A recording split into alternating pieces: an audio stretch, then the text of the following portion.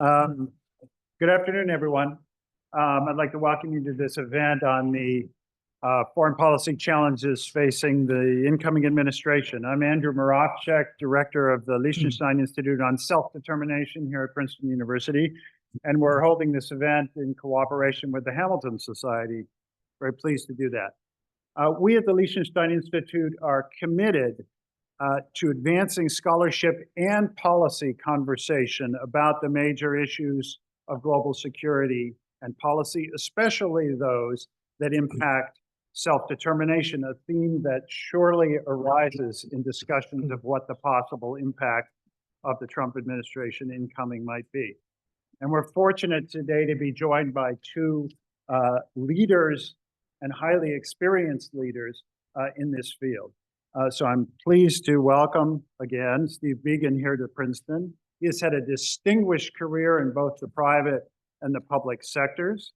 He's worked with US firms in Russia. He's worked with the Ford Motor Company in government relations. He's now Senior Vice President for Public Policy at the Boeing Corporation.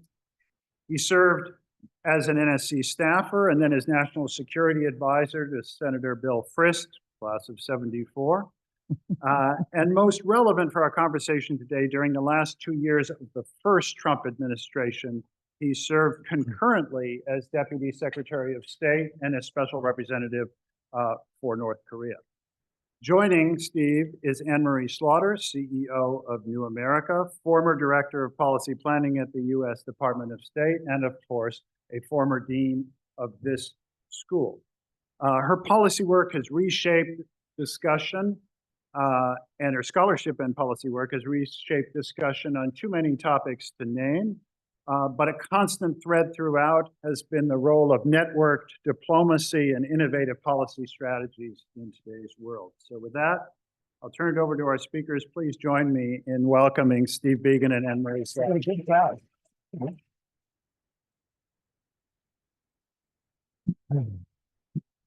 Thank you. So first of all, Steve, welcome to Princeton. Great to be here. First time on your campus today. First time. He was saying that he's worked for many Princetonians but not actually been. So it's a beautiful day for you to come to Princeton and on a beautiful campus. And it's very nice for me to be back in Lewis. Many of you I've seen over the years. And so we have a real opportunity to have a conversation. I honestly, I can't imagine anyone I'd rather talk to right now on the whole range of questions. But I actually, before we get to right now and the second Trump administration and what are the differences and what are the continuities, I want to ask you about your experience from 2018 to 2020. I mean, you were Deputy Secretary of State. That is typically, you know, the person who keeps the ship running while the secretary is off doing things. And you were also special representative for North Korea, which was important. What are you proudest of from that period? Well, first of all, let me just thank you all for the welcome to be here at Princeton University, an amazing institution, and that it took me 61 years to get here is a testament to my high school academic credentials and also my busy career at home and abroad. And what you're going to hear today is a conversation between Anne-Marie and myself. We've each served in Republican and Democratic administrations. And this is the kind of conversation I think we would have, Anne-Marie, if we were sitting at one of the many conferences or fora that we attend together and sat next to each other at dinner and really wanted to try to understand what each other was thinking and also why or where we might differ in that thinking and why that would be. The question, what we'd be most proud of is the deputy secretaries in the U.S. government play a relatively invisible role in running the government. The Deputies Committee, which is one of the routine governance institutions in the federal government, is really I think the most substantial decision-making point in the entire federal government. You have more important levels of governance above that. You have the National Security Council. Here I'm speaking about foreign policy and national security issues. You know, that's the cabinet secretaries, but they're often either abroad or in service to the president or reserved for the most important things. But day-to-day functioning of the government really, and of course, the most important stuff should go to the president as the elected, constitutionally elected leader of the country. But day-to-day, a large part of the government machinery is being run, and the important decisions, not small decisions, are being made. And that's also a point of connectivity with systems around the world, because that's not dissimilar from how other governments have organized as well. And so that's by way of backdrop, because so a lot of the things that, some of the things that I might be proud of, should first say with all candor, I may have been the decision maker, but there would have been a lot of other people involved in the decision coming up to that. That's one. And of course, ultimately, you serve at you swear your oath to the Constitution, but you serve at the pleasure of the president or the secretary, cabinet secretary. And so, of course, they ultimately have veto or approval authority over your decisions. So I don't want to make it sound like, Steve Biegun walked into the Trump administration, did a bunch of great things. But there were some things that we did while I was there that I played part of that I was proud of. Now, I had two concurrent roles, as you said, North Korea policy and deputy secretary. One North Korea representative was 2.5 years. I was only deputy secretary for the last year of the administration. And my tenure started 2 weeks, I was sworn in the last 2 weeks of December, around December 15th or so. And I really took my position on the 3rd of January as my successor departed for his next assignment, which he became ambassador to Moscow. And 3 weeks after I started, the pandemic hit. And so my experience as deputy secretary was heavily colored by the constraints and challenges that we had during that period. But, we're a big country and we have broad interests around the world. And so there was a lot happening during that time, but it was a very strange period, to say the least. And the constraints on travel, for example, I mean, a job like mine would have involved significant travel, constraints on in-person meetings. For a significant period of my tenure as Deputy Secretary of State, face-to-face meetings weren't even allowed. So in that context, there were a couple things we did. One is we had to quickly find a way to sustain engagement contact with partners and friends and allies around the world. And what we designed and successfully executed was a weekly conference call, phone call. We didn't do it by video because of the added complication. By the way, back then, nobody really barely knew how to use Zoom anyway. We're all experts at it now. Every Thursday during the day, I would have a conference call with 5 European partners, the deputies at NATO, deputy at NATO, deputy at EU, the deputy foreign minister of France, UK, Germany, and Italy, and 6. And then myself, every week, we would have an hour-long call, top priorities. Every Thursday evening at 10 p.m., I would do the same with 6 Indo-Pacific allies, the deputy foreign ministers of Japan, Korea, Australia, India. Escapes me, but and then Friday mornings we would do the deputy foreign minister of Canada, Mexico, and the United States of America. And for the entire period of shutdown, we sustained engagement contact between governments. And when you're the Deputy Secretary of State or the Secretary of State, or probably even other levels in the building, a phone call is never just you and somebody having a conversation. There's usually 5 to 10 people listening in on the line. And I often had to catch myself when I would really get to know one of my counterparts that I'd say something and I'd say, oh, because that's going into the meeting notes and getting circulated around the building. But those calls and those discussions during that COVID period enabled people at various levels of all these foreign ministries and governments to get answers, to execute policies. I was very proud of that, and that's the kind of thing that is processed rather than happens out of the public eye. We did a lot of great stuff on personnel. We actually have been struggling. It's been a frankly, an eternal struggle for the State Department to become a modern and welcoming and hospitable employment location for its employees. We have real problems with retention, a lot of challenges with attracting a diverse set of diplomats. These are stubborn challenges in our diplomacy. Small victories. We got something called assignment restrictions lifted. That used to be that if you were a person of a particular ethnicity or background, whether a naturalized citizen or even a U.S.-born citizen with family abroad, you weren't allowed to serve in certain locations. And State Department would actually deny you a Chinese American to serve in China, a Jewish American to serve in Israel. Those type of restrictions were routinely applied, and it just troubled me in two respects. One is it just seemed fundamentally un-American, because these were American citizens we're talking about. So either you trust your people or you don't. And the other was, it seemed like we were depriving ourselves from the best strength of the diverse society we have, the talent pool that understood the languages, the cultures, the histories.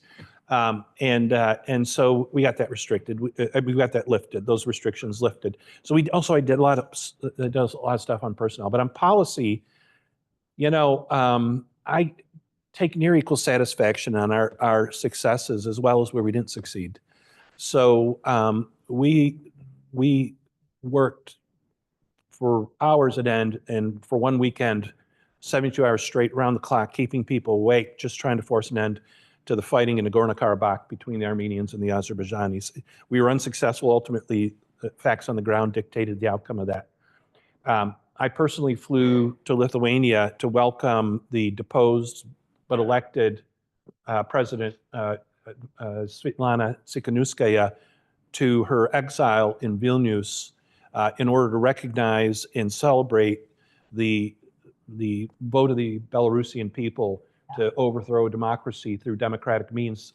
Ultimately, it was suppressed, but America nailed its colors to the mast and showed which side it was on in that. And then, of course, as special envoy to North Korea, I spent 2.5 years negotiating on and off with the North Koreans.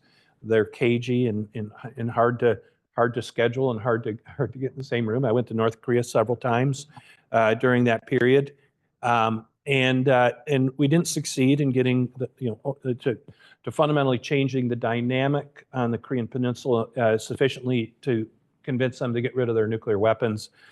But it's a low bar to get over, but we also didn't go to war with them. And I take some satisfaction in that we advanced that. And many other things, big and small, that we revitalized the Quad, the U.S., India, Australia, Japan security partnership in the Indo-Pacific, which the Biden administration has now taken to another level. I say there's a lot of continuity there. Yeah. And with the India relationship generally, speaking of continuity, one of the great things about the U.S.-India relationship, really since the 1990s, is each president has successively left it in a better place than they inherited it, and that's continual improvement. So I think there's a lot to be proud of on that as well. There's many other things that I'm more than happy in questions to answer, both for the successes and the challenges or failures. But those are some things that come to mind. So I think all of you can see why high-level presidents and others want Steve Biegun to serve. He started by crediting everyone else, and then he told us about his failures as much as his successes, which to me is both right in terms of what you try to do and admirable. I also would just note, since it's the Shultz dining room, it's George Shultz, there's a portrait of George Shultz. George Shultz would come to all Princeton reunions in a blue blazer with bright orange insides, and he'd flash. And allegedly a tattoo. Yes, allegedly a tattoo. I have no personal knowledge of that. Although I will say that I was once at the Shultz's house, and some Princeton alum sent him a little stuffed tiger with a little picture of George Shultz where the tattoo was supposed to be. So but the reason I was thinking, when you were talking about these weekly calls, George Shultz always said that a large part of the work of diplomacy was gardening. It was constantly keeping relationships open, checking in. It was the routine stuff, pulling weeds before they could really grow and create a problem. And of course, that's even harder during the pandemic. But this idea that you had a call every week, that builds a lot of kind of camaraderie and sort of the ability to disagree as well. So I think that's just that's interesting from the point of view of folks who want to think about the actual work of diplomacy. All right, well, so fast forward, the president-elect is making appointments already. He's appointed Representative Stefanik to the UN. Brian Hook is overseeing the foreign policy transition, I At think, State Department. at the State Department. So lots of changes already underway. So I did want to start by sort of analyzing where we are now by asking you what the biggest differences are likely to be. We'll talk about continuities next, but as he appoints his people and he comes in on January 20th, what are we likely to see in the next 6 months, say, that is really strikingly different? And it's different from what? From the current administration. Mm-hmm. Yeah, no, that's important. The the only thing I would quibble with is I think we're just at the tip of the iceberg of appointments. There's a lot more appointments to be done that will tell us a lot more about the contours Yes. of the policies. And it's been said many times, both by personnel is policy, and so who the people are is going to matter, not because presidents or our president-elect don't make their own minds up, but the options that are presented to them, the way that those options are characterized, them can be very different with different officials, and so we'll see. It's still a work in progress. Elise is a fantastic selection for UN ambassador. She serves on the board, or I suppose she'll step down with me on the National Endowment for Democracy. Has been a strong advocate for democratic reforms around the world, and I have a lot of confidence that she'll be a good leader for the United States at the United Nations. But otherwise, it's still a lot of speculation for the personnel. No president leaves the presidency without having learned lessons, hopefully grown in office, and so I think President Trump will come into office. President-elect Trump will come into office first, just light years ahead of where he was in terms of relationships. He's going to pick. He's been fielding a sequence of calls, which is quite traditional after our elections, that leaders of other countries will very quickly queue up to make calls, and oftentimes the requests come in all at once, and they get sorted and prioritized. And so you can, over time, you can even read a little bit of messaging into the sequence of what calls are being returned when. And so on his first day on Wednesday after the election, President Trump fielded calls from the Japanese Prime Minister, the Chinese President, a number of others. He's spoken to the President of the European Union, Ursula von der Leyen, who was on campus here. I saw the plaque. He's spoken to the Secretary General of NATO, Mark Rutte. He's also yesterday spoke to the President of Russia, Vladimir Putin, and they released a limited readout of that call. But virtually every person he spoke to that I just mentioned, he knows. That is light years ahead. Yep. So experientially, he's in a very different place. In terms of policies, you saw something, I think, analytically, you saw something different in this campaign. If you got through all the noise in some of the things that either energized and excited you or aggravated or made you unhappy, as would be all of our want in looking at a political campaign, you would have seen a little more order than it previously might have been seen in what's called the Trump world. And his new chief of staff has also been appointed, Susie Wiles, and she has clearly found a recipe to bring discipline and order while The president-elect is, during his campaign, continued a lot of his traditional approaches of provocative statements and bombast, but there's something processed different there too. So those are two differences. But I think your question really is on policies. Yep. Where's the policy going to be different? But both of those matter. Yes, Personnel and process they certainly do. drive policy. And so it's important that they be an antecedent to that question. And the short answer is I don't know. I don't know what's going to be different. But I can give you some scenarios. For example, for all of the unsettling feelings that President Trump's criticisms of the NATO alliance generated among those of us like me who believe that NATO alliance is an important institution to our own security, and for transatlanticists like me who work closely with Europeans, it was very unsettling when the president is seemingly threatening to withdraw from NATO even, but in the subsequent years, along with some other factors, the invasion of Ukraine being one of them, Europeans are finally, for the first time since the end of the Cold War in 1991, finally devoting increased resources to defend themselves. And that's an important thing, even if you want to keep a strong U.S. or transatlantic bond. The Europeans had to do more on defense.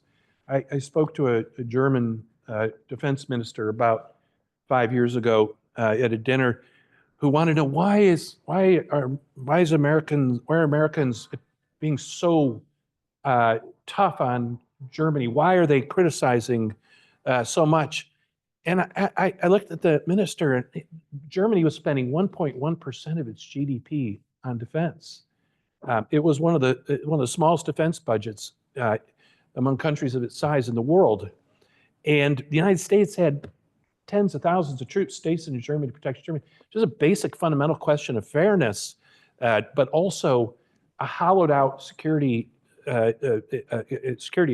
architecture in Europe is a vulnerability for all of our security. And so will President Trump, when he comes into office, look at this and say, I succeeded, now let's make NATO great again?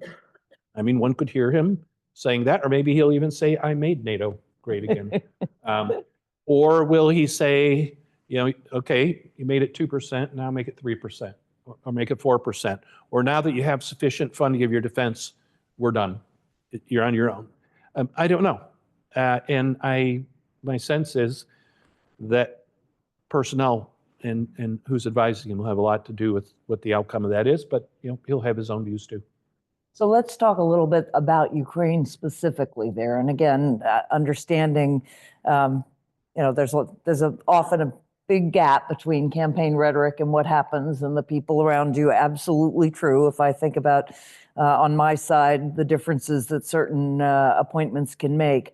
But he has said, that he would call Putin and solve it on day one. Now, that seems to me a Trump exaggeration. Mm-hmm. On the other hand, he's already talking to Putin, and he has made clear that he thinks that our spending this much money on Ukraine is bad for us and bad for Ukraine. So talk a little bit about how he would even approach that issue.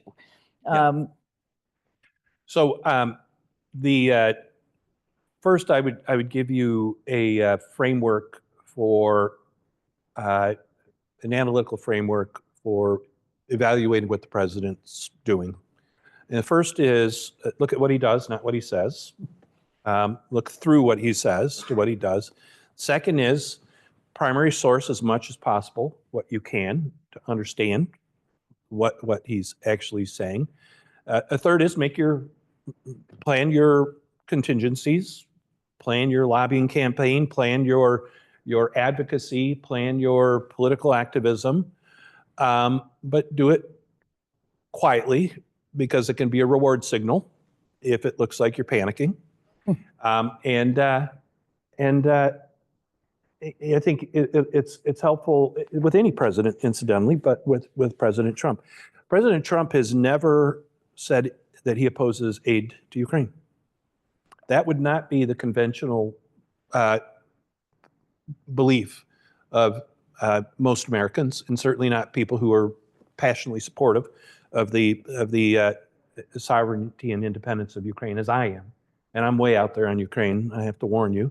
I want Ukraine in NATO, and I think that's the only way that this war ends with a durable peace. But that aside, President Trump, on Ukraine specifically, President Trump has never opposed it. And President Trump has on more than one occasion met with and spoken with President Zelensky, including on the first day after the election, and in 2 days, 3 days, 4 days before he spoke to President Putin. And President Trump has spoken highly of President Zelensky. President Trump has said it during the campaign. And so I don't think it's fair to assume that President Trump opposes aid to Ukraine or in any way seeks Ukraine's capitulation in this war. I would say that President-elect Trump is generally in the center of foreign policy consensus, which I'm not. I'm way out there. That there needs to be a negotiation in this war because whether it's the cost and the casualties, or it's the risk of destabilization, that's not a view that is outside the mean in foreign policy circles in Washington. I believe that the surrender of Ukraine is outside that mean. That's not to say there aren't voices, including some voices that are close to or that President Trump would listen to, that might advocate that. Just let's cut and run. That's not our problem. Some will argue it on relative terms that we need to worry more about China, so we need to leave Russia and Ukraine to the Europeans. Some argue it on just purely isolationist grounds that we have no business in this conflict. This is between two people of which we know little, and it's not worth the life of one American soldier the risk of life of one American soldier to intervene or to support Ukraine in this conflict.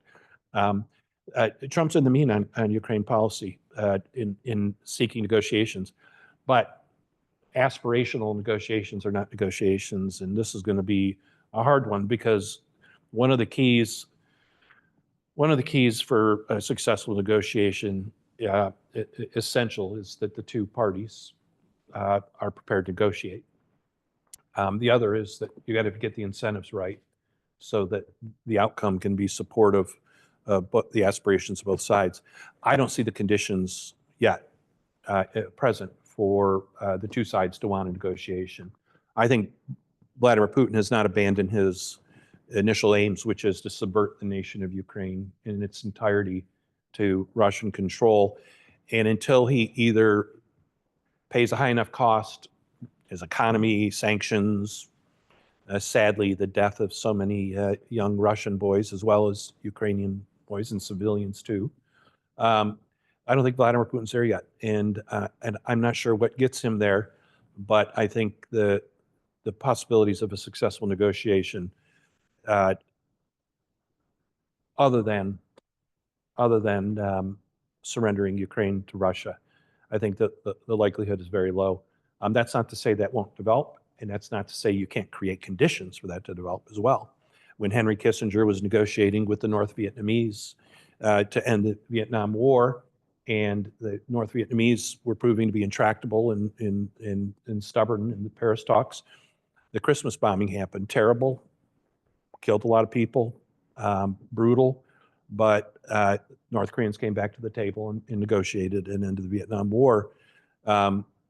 One could see a lot of different options for how you could create more leverage to get Putin to truly negotiate. I just don't see those conditions present.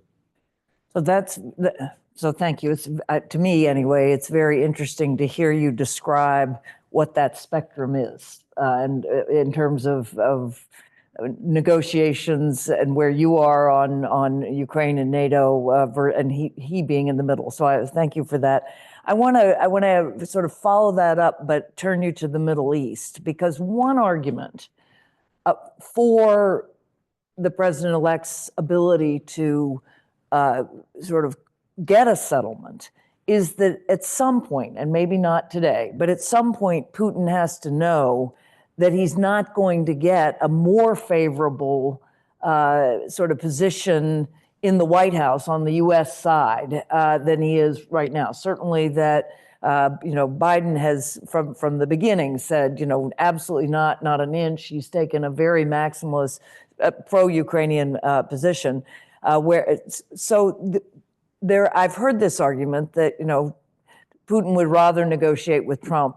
I want to move that to the Middle East, because I hear a very similar argument that if Bibi Netanyahu is going to make a deal with anyone, it would be with Donald Trump, because he's not going to get a stronger supporter. So I wonder now, shifting to what you think may happen in the Middle East, and again, what might be different, because a lot of what you're describing on Ukraine would fit with at least some of what Biden has done.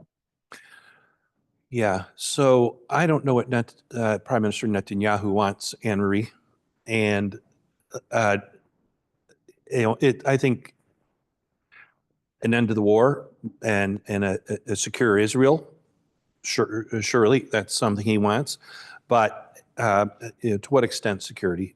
So Hamas has been largely destroyed, Hezbollah has been decimated, but Iran still lingers out there with on the threshold of a nuclear weapon. I don't know what Prime Minister Netanyahu's thinking is. Is he not done until he's done something about Iran's nuclear weapons program too? One of the things I learned as a diplomat negotiating with the North Koreans is that you have to be you have to work very hard not to project on what you want and assume that the other side must want it. One of the things we were offering the North Koreans in our negotiations is a pathway to prosperity. Opening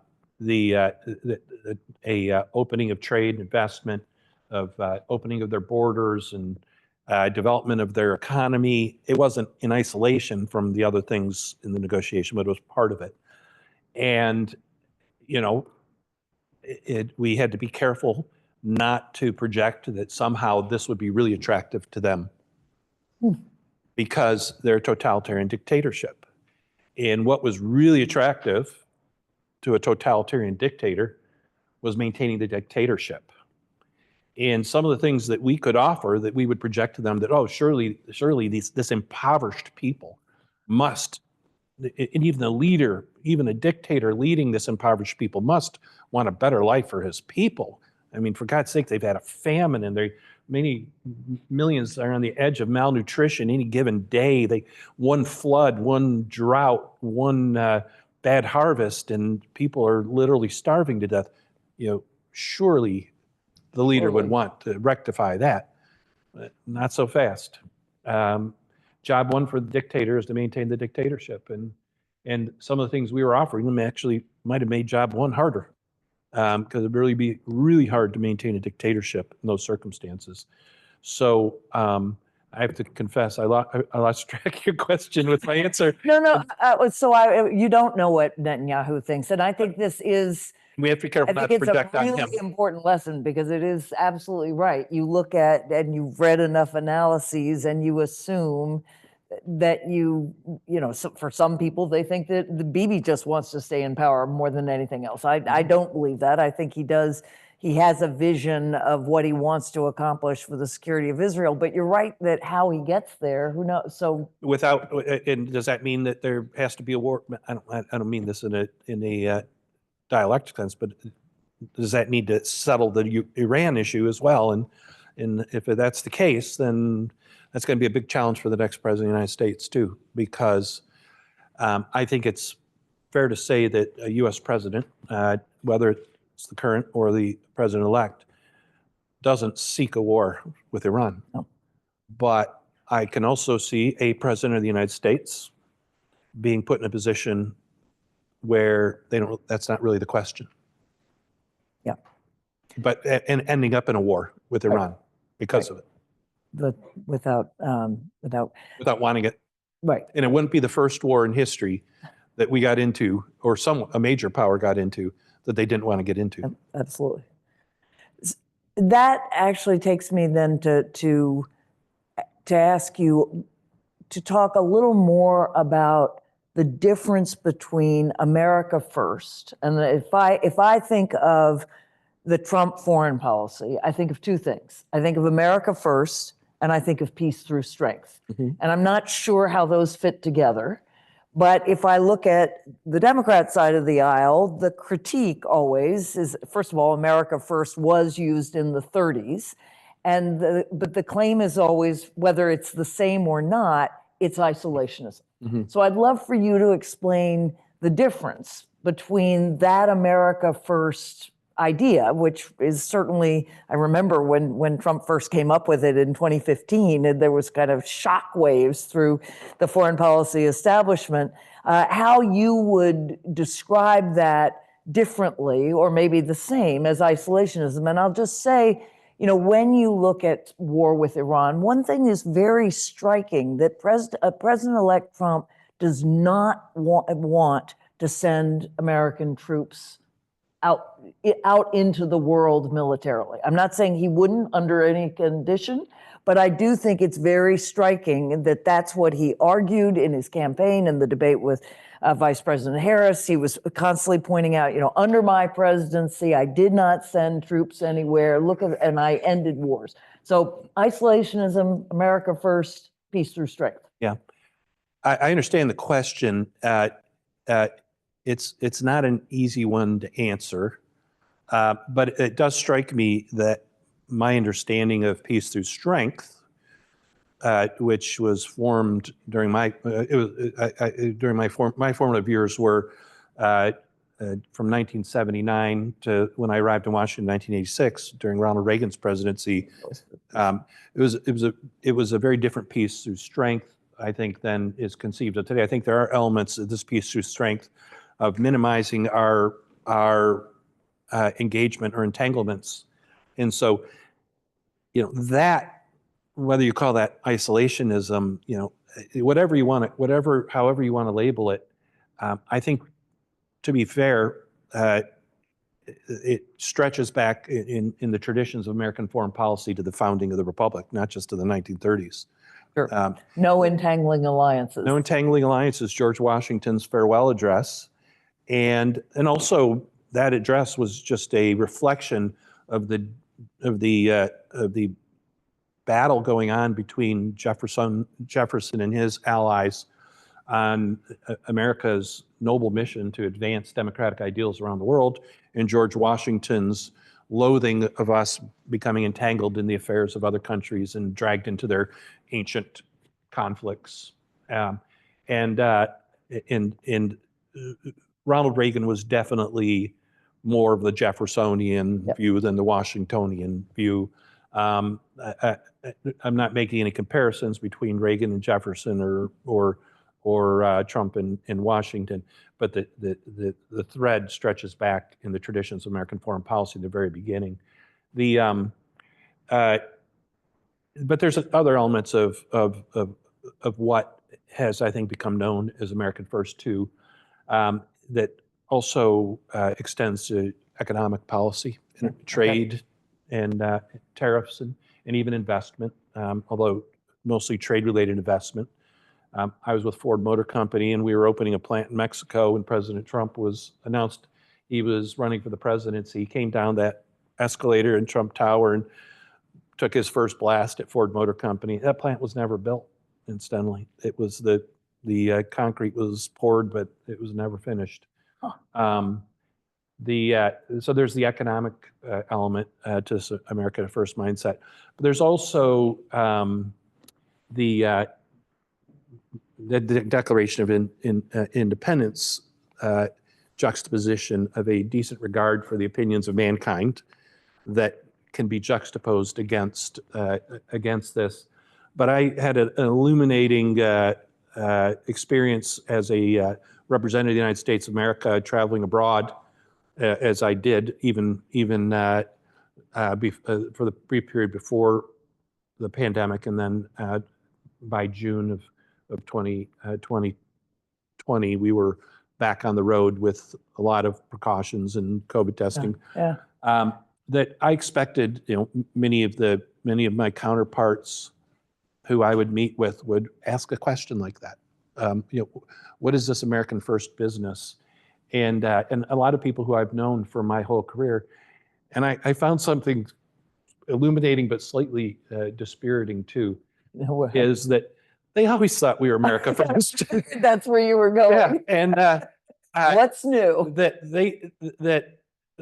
they would look like in disbelief, like, of course you were always looking out for America first. That's why you did this, and that's why you did that. And it made me really, I think, there's maybe evidence on both sides of that argument. I don't take it at face value, but it does remind me that how we're perceived and how we perceive ourselves might be different. And so that healthy regard, healthy respect for the opinions of mankind part that I always felt was at the center of our policies may have been a little bit of self-deception at times. Well, the Declaration of Independence is also written by lawyers as a brief to explain to the world why we were separating, right? So in that sense, you definitely have to put the decent respect for the opinions of mankind They were selling. in that context. They were selling. They were selling. They were absolutely, it's a bill of particulars against Britain. So the economic part is important. And I wanted to ask you actually about how you think now, less as a former diplomat or current diplomat, and more as somebody who's worked for the Ford Corporation, who's working for Boeing now. What has happened to the traditional Republican and it was the traditional Republican view of pro-business, free trade, very much for globalization? I mean, it was Bill Clinton who moved the Democratic Party in that direction before he was elected president, right? The Democratic Leadership Council was about developing a Democratic Party that was closer, friendlier to business. And I actually went back this morning because I remembered writing an article in 1997 about a networked world. It was about 97? 97. So it's called The Real New World Order. And it argued that the Basel Committee, the International Organization of Securities Ministers, the finance ministers, that all these networks of national economic officials were just as important as the IMF and the World Bank. So it was one of my early articles on networks. And I had done a lot of research into Boeing and how Boeing had changed its supply chains with this idea of a hierarchy to what Boeing called value webs. So there was a lot of co-design. Suppliers become partners, and instead of just, this is quoting Boeing now, instead of just supplying products, they're collaborating on the design of products, and that this was, now Boeing's was a sort of systems integrator of its value partners around the world. So this is a very bold vision of globalization. And, in 20 years, and we've done this on the left of the Democratic Party too, but I find it more striking in the Republican Party because it was the traditionally pro-business party. So how do you think about, the move to industrial policy? As you said, the fact that that plant didn't get built, that plant would have really benefited a lot of Mexicans. It might or might not have, stopping it might or might not have helped manufacturing in Michigan, because a lot of times what happens is just automation. Yeah. So this is a question to Steve Bingen, in your current incarnation as well. Yeah, there's a lot to unpack in that, but just a couple things. One, the the Republican establishment's position on trade was increasingly out of sync with the self-identified Republican base, and the Democratic Party's political establishment was likewise increasingly out of step with its base, both in the business community as well as in large parts of the population. Not all. So farmers who trend Republican always want to trade and export because we're an agricultural powerhouse, and labor unions because the geographic location of labor is non-negotiable in a globalized economy, or unresolvable or inflexible, let's say, in a globalized economy. They obviously have vested interests. But aside from a couple of constituencies inside, the Republican Party has been drifting against trade liberalization for a very long time. You can see this if you look at the Pew Charitable Trust, some of their polling on these issues. So it was an article of faith in Washington that Republicans would pass free trade agreements and you'd need a handful of Democrats. But both were out of step with their political bases. And I think you're seeing the political realignment.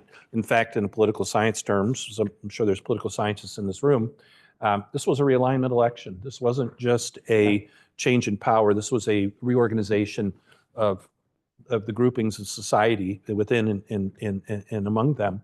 And hence a very consequential election for us to look at in the future and understand. On the trade policy and globalization, I only been with Boeing a year and a half, but I'm certainly I've been around Washington, around trade policy issues for a long time.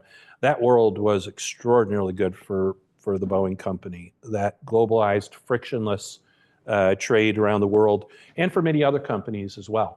And I really trace myself. I trace the period of globalization from 2000 to 2015. Yeah. It was the stirrings were there in '97. Agreed. It really kicked off with China's entry in the WTO, and with Xi Jinping's rise to power in the second term, the shine started to come off it. The bloom was off the rose. But during that 15-year period, there was undeniably a lot of hardship and some excesses that came from that, and some vulnerabilities that came from that as well. Hardship and excesses were the failure to show equal commitment to helping people improve skills in the workforce in a way that made them feel like they weren't just losers in the globalization. So factory closures and outsourcing.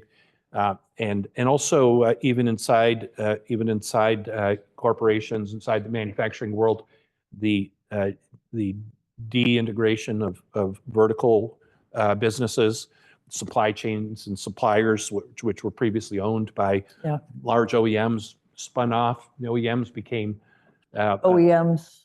Original equipment manufacturer. The final assembly company used to, in the 60s and 70s, they would own their own supply chains. They would own the car company would own the tire, probably not tires, but the spark plugs, the engines, the seats, the windshields. All those would be made by different divisions in the car companies, and then it would all come into the main plant and be assembled into a car. But by the early 2000s, the glass was coming in from manufacturers in China.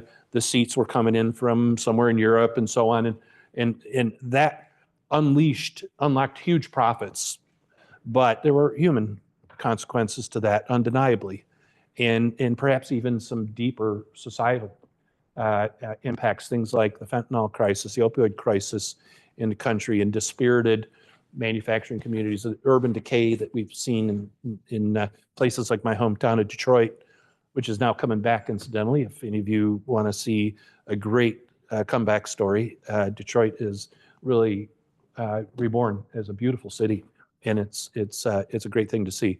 But anyway, those excesses caught up with us, and we shouldn't be surprised that the political sentiment followed it, particularly when it was so impactful on people's lives. And I think this correction has been going on some time. The political genius, President-elect Trump, is that he is almost uniquely, singularly capable of identifying grievances that can be leveraged for electoral benefit. And this was a big one. And this one was just hanging out there like a big shiny object.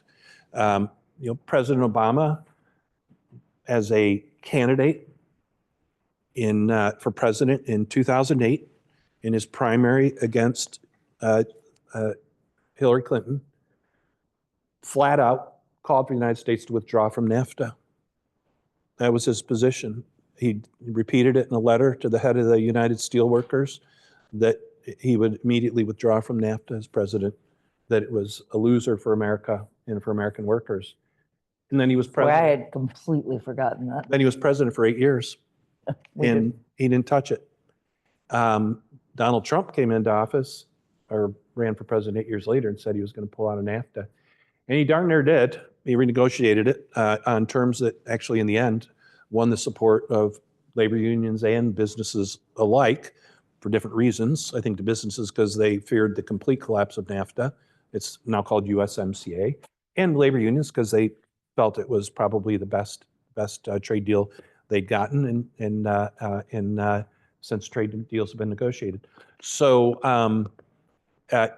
it doesn't start in 2017.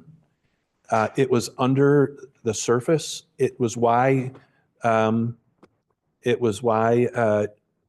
in 2016 when Secretary of State Clinton was running for president, she did not endorse TPP because she and her then foreign policy advisor, Jake Sullivan, recognized this was an issue. There's a real tension with President Obama and his administration because this was their signature legacy trade deal, and the candidate running for president was not actively supporting it. But Secretary Clinton, then candidate Trump, used it very effectively. He recognized that there was a gap between her and President Obama on this, and he just relentlessly accused her of supporting TPP, and he made it sound like the new NAFTA. And it just again that he recognized where that leverage, where that grievance was in society, and leveraged it to electoral victory. That was, so TPP, the Trans-Pacific Partnership, and now we have, what are we calling it? IPEF, the Indo-Pacific Economic Framework, which is not at all TPP. Right, we're not. The key thing that's missing in the whole U.S. foreign policy now for 8 years and presumably for another 4 now is what's called market access agreements, lowering tariffs. And to say that that's not the direction of travel today would be an understatement. Yeah.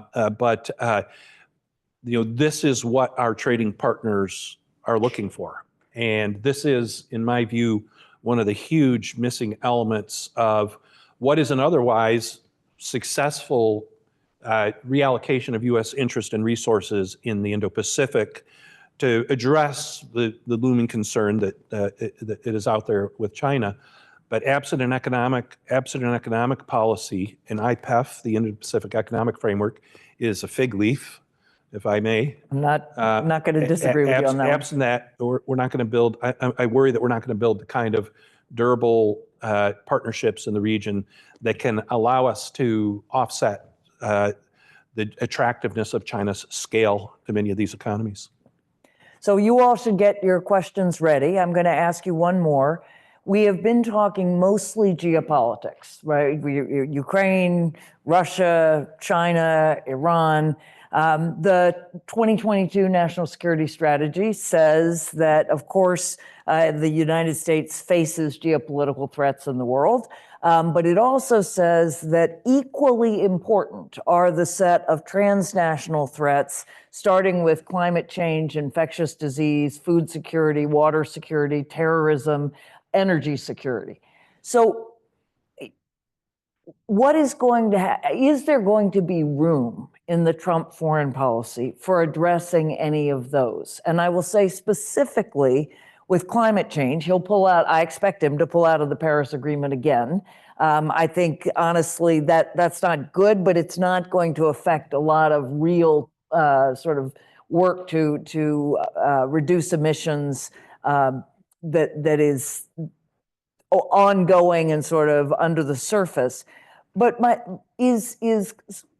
are we going to see a renaming of a lot of climate change policy under a different name on building resilience?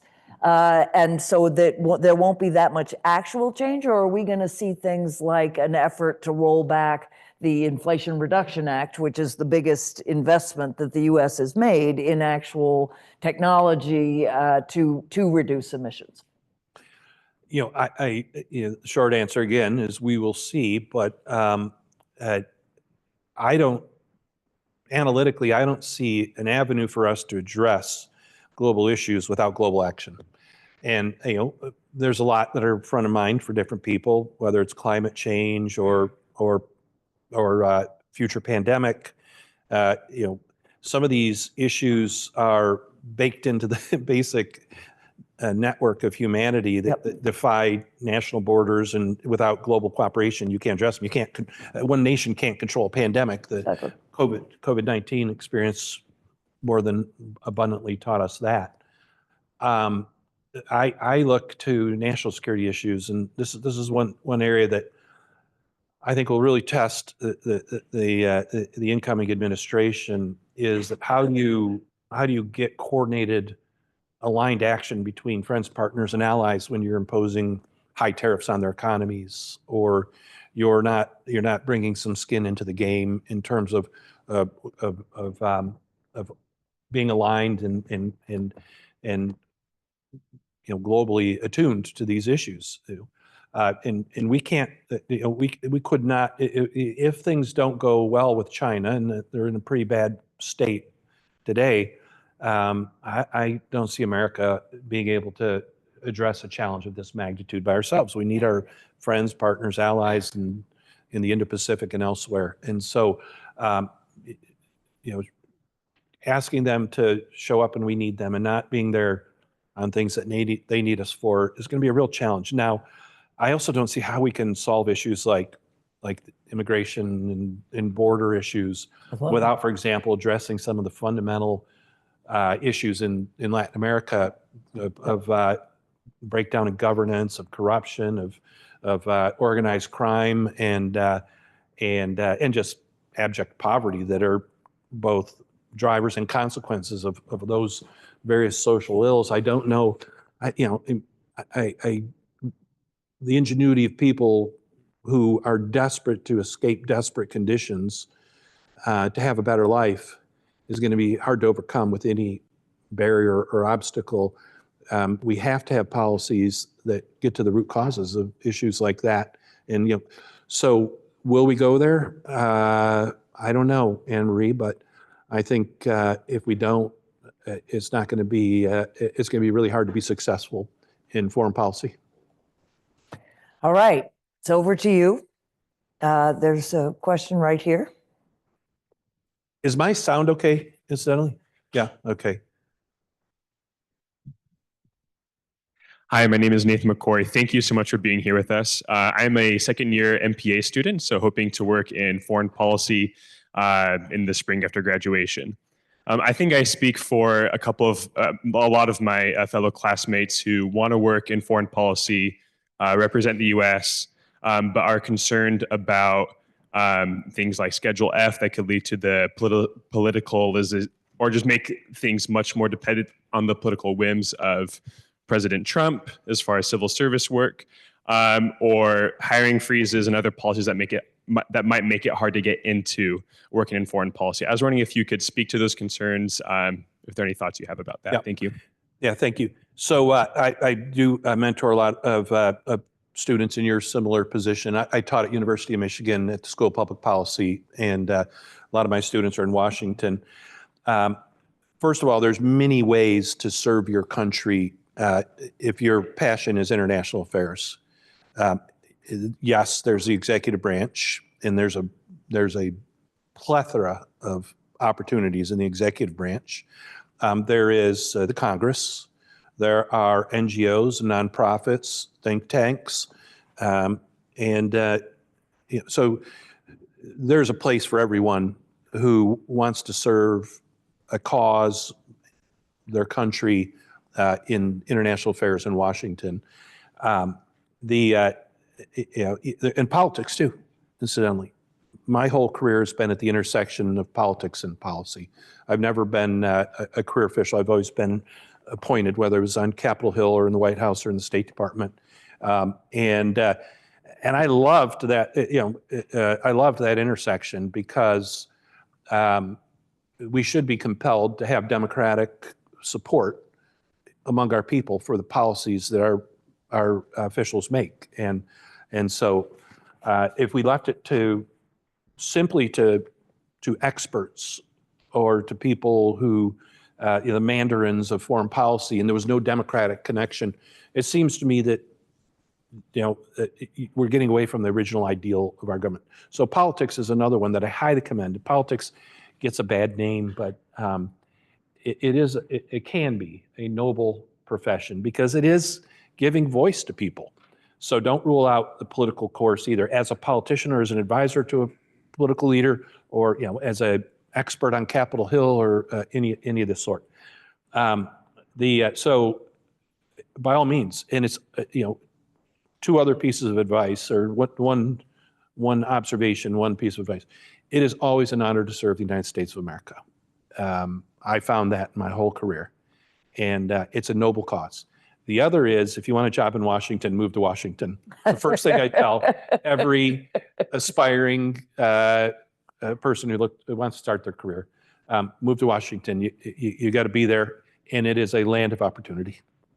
And take whatever job you can and then work up. I'm serious. Once you're in, it is a whole lot easier to sort of see what, when somebody moves. So I agree with both those things.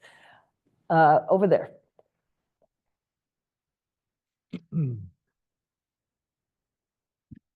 Hi, I'm Preston. I'm a junior here in the policy school. I'm also vice president of the Hamilton Society, our chapter, so I'm grateful you're coming today. So my question, admittedly, I am a aviation geek, an av geek, as the world likes to call us. My question has to relate to your role at Boeing. Boeing's place in the world has always, been intermingled in American foreign policy. It has been a small part of it, but it's always moved both ways, whether it be, a relationship with transatlantic relationship being represented by Boeing's relationship to Airbus, or even countries around the world that buy Boeing planes, whether it be for military or even civilian, like Saudi Arabia, who just wanted to make a whole new flag carrier with brand new Dreamliners. So my question is, Boeing is going through a hard time right now, but some might argue so is the United States on the global stage. So I'd love to hear your thoughts on how, going into the next administration, the future of Boeing and the American aviation industry in general and its role in America's foreign policy. Mm-hmm. Thank you. And you thought I was asking complicated questions. I'd much rather be fixing Boeing than fixing the U.S. Yeah. Yes.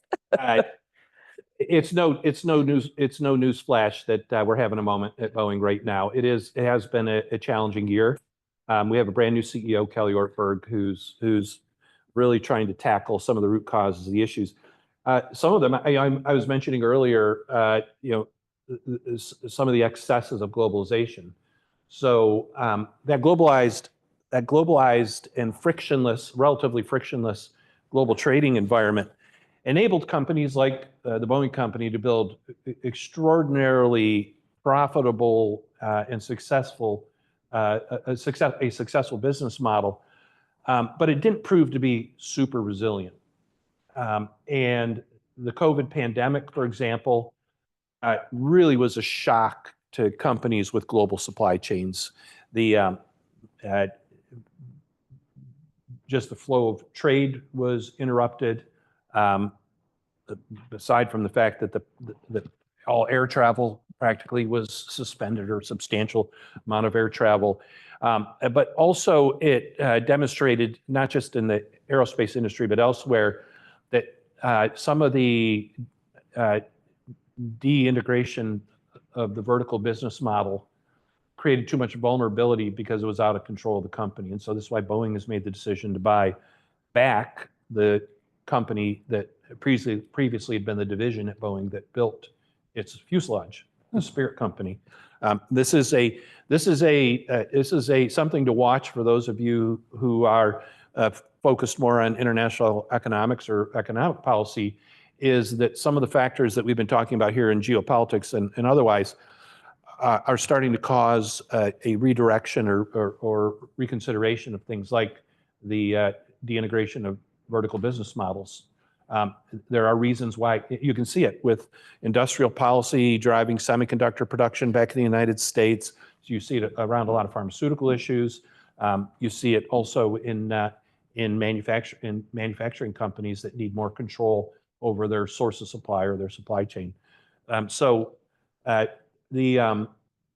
We're working on all that right now at the Boeing company, and we're making progress. And we also had to work through the renewal of our labor agreement with our union, which we finally were successful doing. So Boeing is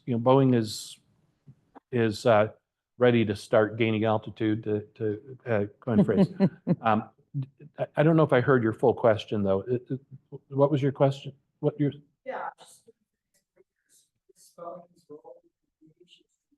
Yeah. So we are deeply integrated around the world, regardless. We have all of our airplane assembly in the United States of America, but also we are the largest exporter from the United States of America because of the value of our products, and so the international trade issues are of huge importance to the Boeing company. Our supply chain, while it has had some reorganization in resourcing in the last few years, is still spread across the world, both in our defense business and our commercial business. And so, again, open border trade and frictionless borders are attractive to us, but ultimately we need to keep our supply chain flowing, regardless of the cost. And so that could add cost, I suppose, to the business as well. The also,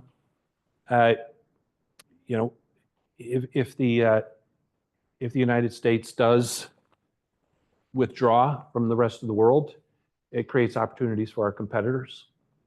Something that we have to watch for. We do have a competitor, Airbus, and we have a emerging competitor in China called Comac, which has demonstrated the capability to build a plane. It's not yet able to build it at scale, so it's not a global competitor, but they're coming along, and it won't be too long. And so, we have to, as a nation, think about other countries as our markets, as well as much as they think about us as their market, and so I think that's very important as well.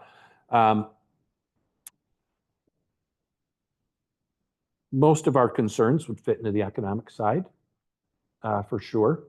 But God forbid we had a global conflict, something like that, that would be something like a clash with China, because of the amount of trade that goes with China, through China, around China, in the Indo-Pacific. It'd be hugely disruptive to the economy.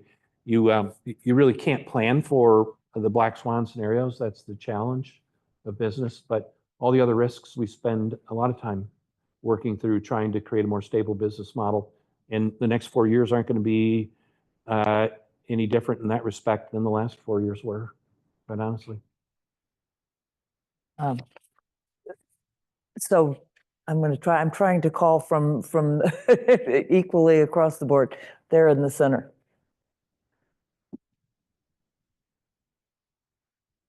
Hello, my name is Rawan Aziz. I'm a senior in the computer science department. I appreciated hearing your thoughts on Ukraine and Israel, and I just wanted to ask about one other region, which is Syria. One of the most unpopular things which President Trump did was withdraw from northern Syria, allowing Turkey to invade it and displace many civilians. And so what do you see in the future regarding Syria and America's Kurdish allies? Yeah. I don't see a lot of great options for Syria. But I think the opportunity for good choices on Syria policy expired about a decade ago, and when the United States decided not to intervene. And from that point on, the choices became less and less attractive. And today, the choice that the United States continues to support, at least for the time being, is a limited military presence in eastern Syria and also in Jordan, with a across the border capability that can affect events in Syria. Syria is a failed state, and it is hard to see a pathway under which we can intervene, United States of America, in a way that can make it better at this point. I'm sure you're aware, assuming your question reflects your own interests, I'm sure you're aware that there have been some nascent efforts to bring the president of Syria, Bashar Assad, back into the community of nations, particularly by the Arab League and others. He's an odious individual. He killed thousands, tens of thousands of innocent people and fueled what became a civil war and a interdenominational war in his own country, and set in motion a flow of refugees that was destabilizing to countries in the region and even all the way into Europe, but still paying the price today in European politics for that consequence. As odious as he is, this is one of the cruel realities of being a foreign policy leader in the United States of America, is that sometimes the only way to solve seemingly intractable problems is to deal with odious figures. It wasn't, I don't think it'd be anybody's first choice to negotiate with the totalitarian dictator of North Korea, but short of going to war, there was very little recourse that the United States had in order to change the course of events on the Korean Peninsula. I'm afraid that with Syria, ultimately, this may also be the only course. It still could be a strategy of containment, still could be a strategy of deterrence, but if the livelihood of the Syrian people is to be improved in any manner, it's going to require, at some point, a political solution to the still ongoing conflict there. So I am in complete agreement with you about the mistakes that Obama did not enforce his red lines. And I think at that point, both for Syria and maybe also we'll never know how much that affected Putin's decision to invade in 2014. But we declared to the world that we were not prepared to see a government drop chemical weapons on its own people. And then a government did, and had been for some time, chemical weapons and barrel bombs, and we didn't do anything. And as a Democrat, I will just say, on this one, you and I are quite agreed. Yeah, and I don't want to say that there were easy choices then either, but they were easier choices. But also, in fairness, Obama also came to office riding the wave of unhappiness about the U.S. overextension in Iraq. That is true. And this is one thing when I don't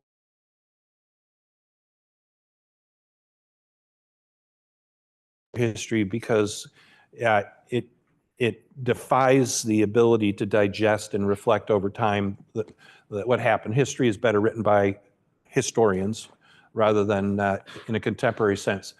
But one of the things that one also can lose with the passage of time when you reflect on history is the context of the times. So I was in the Bush White House when President Bush decided to invade Iraq. And you can't understand that decision without understanding the mood in the country and the mood among American leaders after 9/11 and the sense of insecurity that was there. It doesn't mean it was a right decision, but when you make your judgment about that, you have to also understand the context of the times in some of these cases. And I think I didn't like President Obama's decision either, but in fairness, I can also understand the context of the times. What some of the drivers were for that. So all the way over here, you think I have eyes in the back of my head, but. Thank you so much for this very timely conversation. I really appreciate it. I wanted to come back to a point that you mentioned that really relates to the fact that we not only inhabit the only planet that we know is livable so far, planet Earth, but also that we really live in the global system. You mentioned trade, but there's also climate, and most definitely the lessons we learned from COVID. And just now in September, member states adopted a UN General Assembly resolution, also after 2 years of hard work, including from the State Department, that really tries to put multilateralism back on the table. This idea really that the geopolitical divide could really lead to a lose-lose. And I wanted to come back to a point you mentioned about rhetoric and then concrete policy. Is there space for multilateralism? Is there space to keep that hope alive that we saw in the Summit of the Future? And notably that one of the first appointments came today with the US ambassador to the UN. Wanted to hear your thoughts on multilateralism. Is it still alive? Yeah, so multilateralism isn't an easy, it conceptually is not an easy sell anywhere in Washington today. And everybody can point to a preferred example of where it's failed. And my son was a war crimes investigator for the war in Syria. He was in Beirut. He was supporting the team, to be more accurate. And he will never think well of the United Nations again, because his experience was watching the fecklessness of the UN in the face of what was happening in Syria. Now, that's not entirely fair to the UN, because the UN is actually capable of action only when its members want action. But everybody has a favorite example, and it's not an easy sell today. The fundamental bargain of multilateralism is a transfer of some sovereign freedom in exchange for a greater likelihood of success in the outcome. And so you agree to subordinate yourself in some decisions or some policies to a larger body, and in exchange, you have a higher likelihood of success. And I'm afraid multilateralism is just not putting many points on the board today. That doesn't mean cooperative action isn't imperative in solving some of these global problems. But I would think I would start with more practical rather than structural efforts. So I wouldn't advocate for multilateralism. I'd advocate to fix a problem. And it may, in time, become apparent that the only way to fix that problem is through collective action. Whether you want to call that a coalition of the willing, or want to make it a one-off instead of embedding it in one of the established multilateral institutions, World Bank, IMF, UN, et cetera. I think we're better off right now just trying to get a consensus on focusing on a problem or the problem, and getting work on it. And that'll be hard enough, incidentally, on some of these issues, like climate change, for example, where there is a deep division in how the current president and the next president see that problem, for example. Just a couple, we've got time for just a couple more. Yes, up there in the.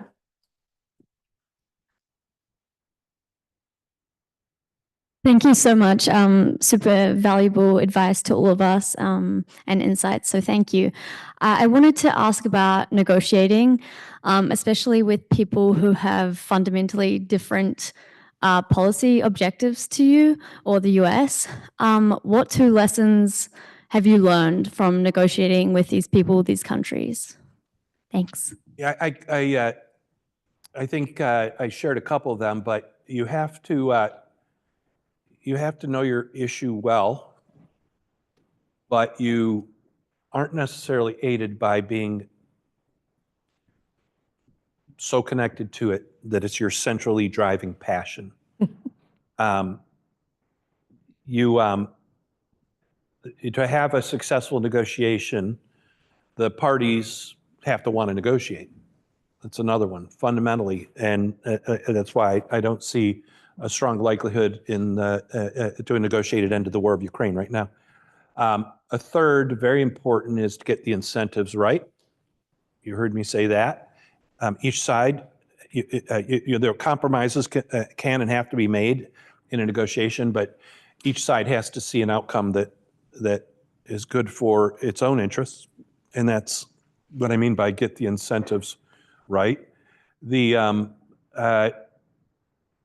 A mistake in negotiating, in my view, is putting yourself in the shoes of the other party. You have to negotiate for yourself. And the mistake there is you lose your own side. Because a negotiation oftentimes is multidimensional. It's not just you and another party, but it's then your ability to go back and sell it. So the Trans-Pacific Partnership Free Trade Agreement was negotiated between 11 countries. They reached an agreement and it couldn't be passed by the United States Congress. That's a failed negotiation. Another one that you heard me mention today is do not project on the other side what you want. Don't assume that they want what you want. That's a little bit of a derivative of getting the incentives right. But you really need to know what they want, not what you want them to want. You know, there's old cliche about designing bait that appeals to the fisherman, not to the fish. And that's something that you have to really fight against in liking your own position so much that surely the other side must like it too. Is a element for frustration. With North Korea, one of the things that I learned the hard way was I was not negotiating with a person, I was negotiating with a system. And in that case, and in other instances, there are probably some parallels to that. It's very different than negotiating with a person, because a person can be empowered to negotiate, reach a deal, and follow the other elements that I think are necessary for a successful outcome. But when you're negotiating with a system, it's just very different, and ultimately proved to be the unattainable obstacle for our efforts with the North Koreans. So I'll just say that understanding that what you want might not be what they want is excellent marital advice as well.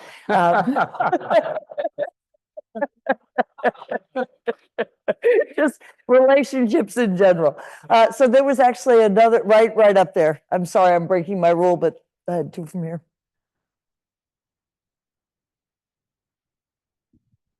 Thanks so much. I'm a grad student. I wanted to ask a couple questions on the U.S.-China relationship. I'm curious your thoughts on a policy framework for applying economic security tools that clearly differentiate between protectionism and national security. I'm thinking of the kind of domestic politics getting the better hand of a CFIUS case and the Nippon Steel case. And then secondly, how do you assess risk in determining which emerging technologies should drive American strategy on economic security, whether it's quantum AI, synthetic bio? So great. China and all of emerging technology. Yeah. So on China, I worry that there's, oftentimes people hold out as an example that bipartisanship is not dead in Washington, the China policy. Yeah. I actually, this will sound more partisan than it is, but I am deeply suspicious of bipartisanship, not collaborative action and cooperative action, not coalition building, but that could be maybe described after the fact as bipartisanship. But I think it's a fine line between that and groupthink, and I think our China policy is lacking enough imagination. So I fundamentally agree. I have a very clear-eyed view of the potential challenges and threats even that we might face with China. I don't dispute that at all. I get it. But decoupling, disengagement are not sufficient in any stretch of the imagination. At the foundation of our policy, I believe, should be deterrence. We want to avoid a conflict in the Western Pacific. And we need to do that by having capabilities that are there, having allies, partners, and friends who are with us, and having a sufficient capacity to deter, because if there's one lesson we learned from the war in Ukraine, when deterrence fails, there's no getting the toothpaste back in the tube. And so we have to deter conflict. But there are other elements. Deterrence is not simply a muscular threatening strategy. Deterrence is also interdependence. If we completely decouple our economy from the Chinese economy, does that give us more freedom of action? Does that make us more prosperous? I don't know. There's plenty of debate on that. But what does it do? We should think about, what does that do for China? What happens in China's thinking once China no longer has any dependence on our economy, if we get to that point? Or it's sufficiently diminished that China, that's not something that's governing Chinese decision-making.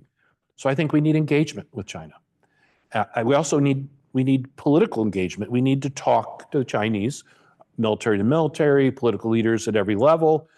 That is a reinforcing tool for deterrence. I actually think we gave Vladimir Putin a gift by isolating him for several years, and then COVID isolation just amplified that for him, which didn't reduce his room for maneuver, it increased his room for maneuver. We should have been in his business every day, and we need to do the same with the Chinese, because that also amplifies deterrence. And then we need to compete with China, and we need to compete in a rules-based international trading order. If they don't abide by the rules, then there are tools to rectify that. We need to do that in a targeted way. In terms of technology transfer, we have a very easy fallback in the private sector, which is the government sets those rules. So while we are consulted and we discuss with government emerging technologies and capabilities and where the line should be drawn on certain technologies, ultimately it is the government's view, and the government's point of view prevails in this stuff. In the commercial aircraft business, Boeing is outside what Jake Sullivan often refers to as the tall fence around the small yard. We are outside that yard. Commercial aircraft don't have any technology. I mentioned the Chinese company Comac has already mastered the ability to build an airplane. It's scaling it that's presenting the biggest challenge for them right now. But then we follow the law. When the United States says this is the limits of technology that can be exported, we follow the law, and any company that chooses not to follow the law faces the consequence in our justice system. That's different in different technologies, for sure, but it is going to be an element of our competition with China for the foreseeable future, too. So I just want to close by commenting on the unusual and welcome example of an hour and a half of conversation about important global issues between a Democrat and a Republican in areas where in many cases, if we agreed and we weren't that far apart, and in other cases we did disagree. But we can be friends, we can respect one another. There's just so little of that right now. And for me, it was a true pleasure to be able to do this a week after the election, and to hope that we are going to find more ways to do that, because I think the country needs it. So I want to thank the Liechtenstein Institute. I want to thank Nadia Krisan and Andy Moravcik. And I want to thank Steve Biegun, because this was a great conversation. Thank you.